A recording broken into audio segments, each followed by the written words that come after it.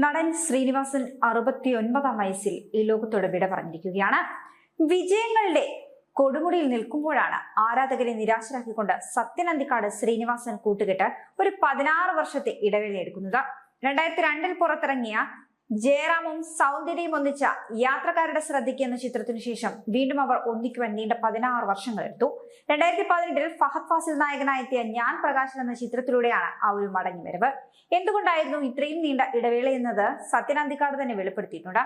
സത്യത്തിൽ ആ ഒരു ഇടവേള എങ്ങനെയുണ്ടായെന്ന് തങ്ങൾക്ക് രണ്ടാൾക്കും അറിയില്ല. കുറെ കാലം ഒന്നിച്ച് വർക്ക് ചെയ്തതിനു ശേഷം മനഃപൂർവ്വമെന്ന് മാറി നിൽക്കാമെന്ന് തങ്ങൾ തീരുമാനിച്ചിട്ടുണ്ടായിരുന്നു. ആ സമയത്താണ് ശ്രീനിവാസൻ ഉദയനാട് താരം പോലെയുള്ള സിനിമകളിലേക്ക് മാറുന്നത്. താൻ അന്ന് ലോഹിതദാസിനൊപ്പം ചേർന്ന് സിനിമകൾ ചെയ്തു തുടങ്ങി. ശ്രീനി തിരക്കിലാകുമ്പോൾ ശല്യം ചെയ്യണ്ടല്ലോ എന്ന് താനും കരുതി. പരസ്പരമുള്ള ബഹുമാനവും മറ്റു തിരക്കുകളും കാരണം ആ ഒരു ഇടവേള അങ്ങ് നീണ്ടുപോയി. പക്ഷെ ആ ഒരു കാത്തിരിപ്പിന് വിരാമം ഇട്ടുകൊണ്ട് അവർ വീണ്ടും ഒന്നിച്ചപ്പോൾ പിറന്നത് ഞാൻ പ്രകാശൻ എന്ന സൂപ്പർ ഹിറ്റ് സിനിമയായിരുന്നു.